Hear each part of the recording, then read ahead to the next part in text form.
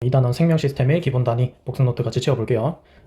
자, 생명 시스템의 유기적 구성, 생명 시스템의 구성 단계. 자, 지금 다세포 생물이라고 나와 있는데, 다세포 생물은 우리가 알고 있는 동물이랑 식물 얘기하는 거고, 그러면 다세포 생물이 아닌 생물, 예를 들어서 단세포 생물이 있는데, 이 단세포 생물에는 아메바나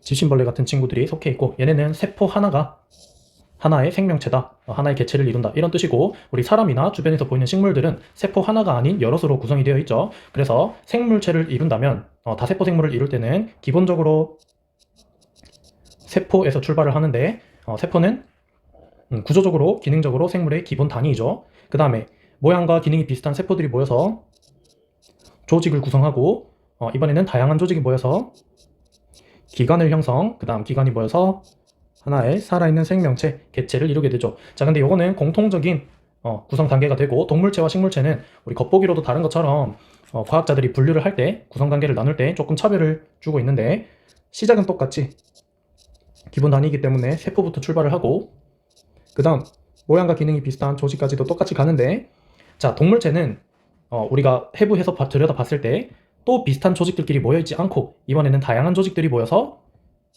기관이라는 걸 형성을 하는 반면에, 식물체는 조직 다음 단계를 보려고 하니, 예를 들어서 물관, 체관, 모양도 비슷하고 기능도 비슷한 그런 조직들이 모여서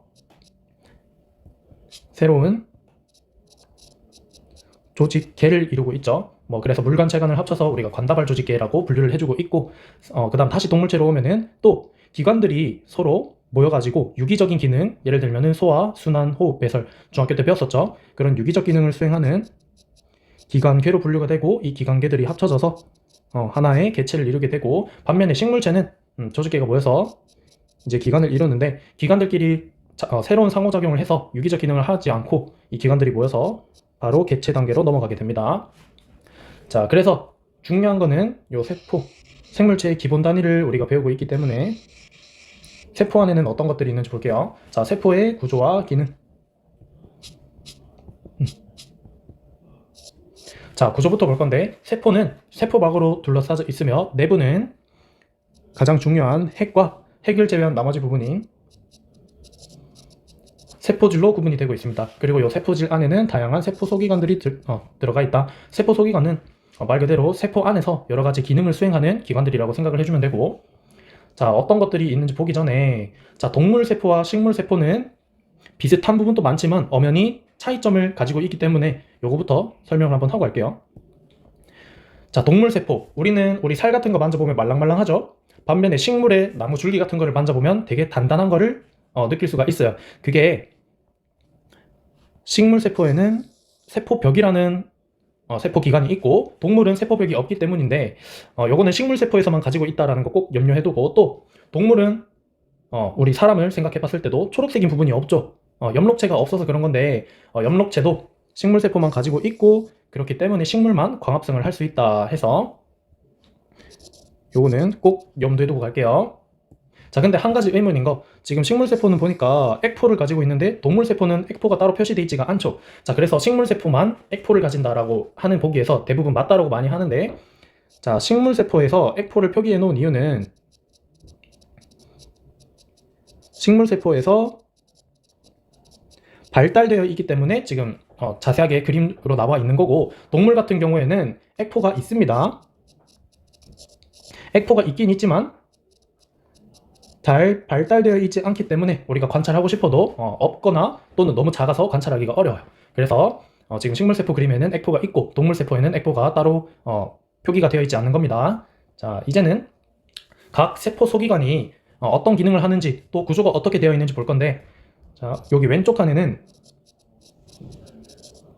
막구조에 대해서 설명을 할 거고, 왼쪽 칸에는 기능에 대해서 설명을 할 건데, 자, 막구조는 어떤 거냐면, 자, 중요한 거, 내가 얘를 더 보호하고 싶다 그러면은 2번 포장해야겠죠. 2번 막아야 되는 거고, 나머지 얘는 그렇게 중요하지는 않아 그러면 한 번만 포장해주면 되는 거고, 그 다음에 얘는 막으로 감쌀 필요가 없어, 너무 작거나 또는 많아, 그래서 얘 하나 없다고 해서 문제가 될 게 없어, 그런 거는 막이 존재하지 않습니다. 자, 그래서 핵 같은 경우에는 중요하죠. 우리 생물체의 유전 정보인 DNA가 담겨있기 때문에 핵은 이중막을 가지고 있고 소포체는 단일막, 리보솜은 막이 없습니다. 그 다음 골지체는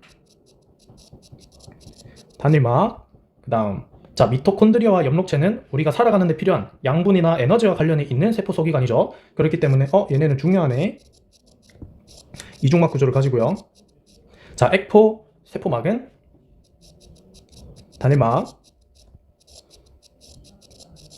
세포벽은 막 구조를 가지고 있지 않습니다. 자, 지금 중요한 거는 두 번 감싼다 이렇게 얘기를 하기는 했는데 사실은 요거는 세포 내 공생설이라고 해서 얘네가 왜 이중막이라고 이중막으로 구성이 되어 있는지 하나 가설이 있는데 그거는 우리가 더 높은 학년에 가서 배울 거고요. 우리는 중요한 거 핵에 있는 유전 정보를 지키려고 또 에너지와 관련이 있는 미토콘드리아와 엽록체를 보호하려고 이중막으로 감싸놨다 이렇게 공부를 해주면 조금 배우기가 편할 거예요. 자, 이제는 핵의 기능부터 갈 건데 자, DNA가 있죠. DNA가 있기 때문에 생명체에서 즉 세포에서 생명 활동이 조절될 수 있는 겁니다. 그 다음 소포체는 지금 그림에 보면은 여기 핵에서 핵과 연결되어 있는 요런 막 같은 구조인데 얘는 구조적으로 일단은 핵막과 연결이 되어 있고 어떤 걸 수행하냐. 자, 여기 지금 리보솜을 보면은 소포체와 다닥다닥 붙어 있는 걸 볼 수가 있는데 이 리보솜에서 단백질을 합성을 하면 소포체에서 단백질을 운반해 줍니다. 자, 그럼 얘는 핵막과 연결되어 있는 거 알겠고 단백질을 운반하기만 하고 스스로 만들어내는 거는 없나요? 아니요, 얘는 지질을 합성합니다. 이렇게 되고 자, 그러면 골지체 같은 경우는 소포체와 되게 비슷하게 생겼는데 저게 핵막과도 떨어져 있고 리보솜도 붙어 있지 않죠? 자, 그러면 골지체는 어떤 기능을 하냐? 지금 소포체 리보솜에서 만들어진 단백질이나 지질 등과 같은 물질들을 이제 막으로 싸서 뭐 우체국 생각하면 돼요. 이제 택배를 보낼 준비를 하니까 포장한다고 생각을 하면 되고 막으로 싼 다음 세포 밖으로 분비를 해줍니다.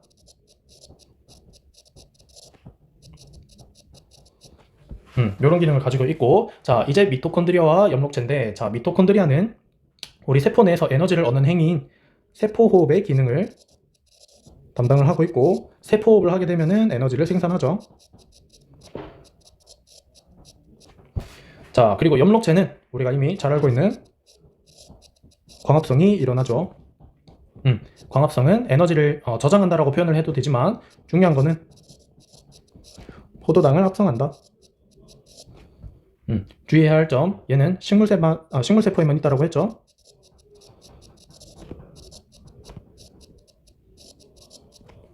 마찬가지로 미리 적을게요. 세포벽도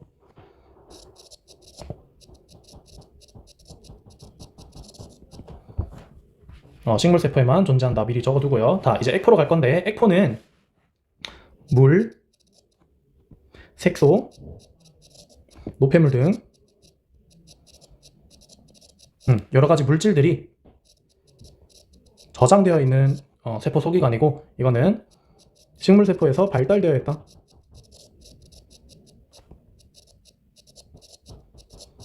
동물세포에서 없는 거 아니라고 했어요. 다시 한번 조심해주고 자, 세포막은 지금 세포를 안쪽이랑 바깥쪽으로 구분해주고 있는 막인데 이 기능은 세포의 안팎으로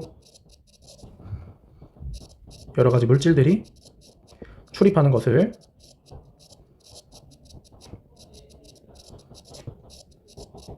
조절하는 역할을 하고 있습니다. 자, 그래서 여기서 중요했던 거는 우리가 꼭 좀 알아야 될 거는 요 단백질이 어디서 합성돼서 누가 운반을 해주며 누가 세포 밖으로 분비해주는지 그 다음에 에너지와 관련되어 있는 미토콘드리아와 엽록체 따로 더 알아줘야 되고요. 그 다음에 세포막이 어떻게 물질 출입을 조절하는지 그거를 추가로 다음에서 볼게요.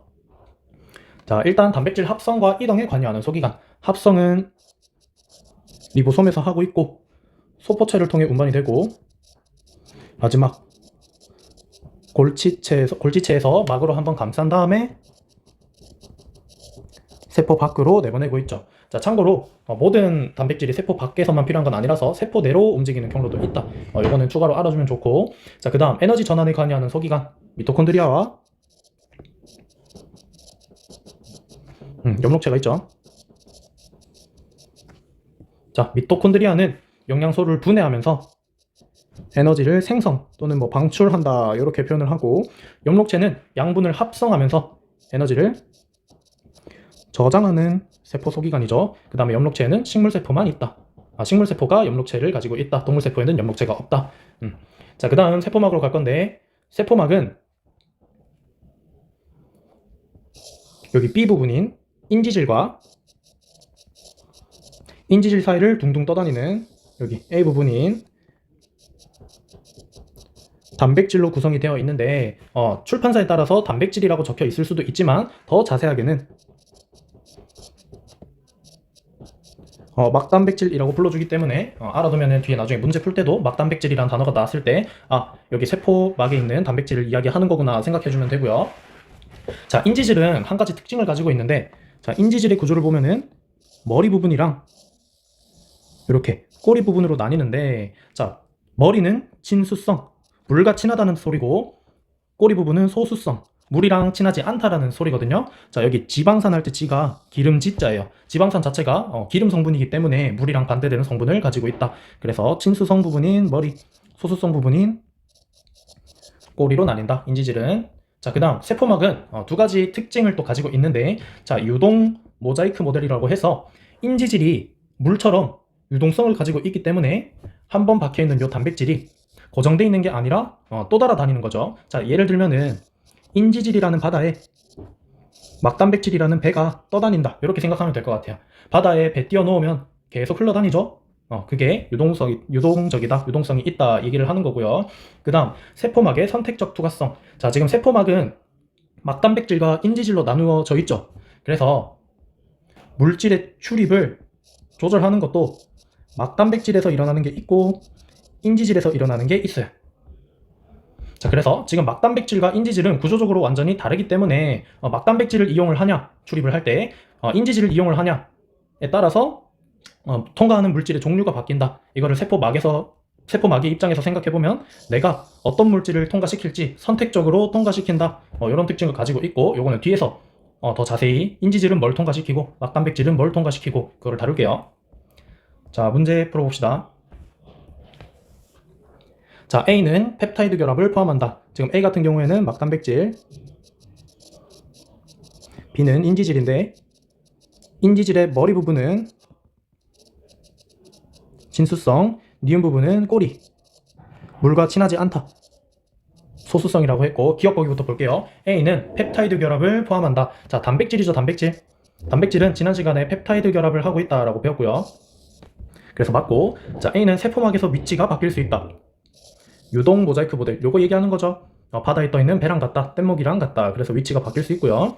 그 다음 B에서 기억은 소수성이고 니은은 친수성이다. 뒤집혔죠? 그래서 답은 기억, 니은이 되겠네요.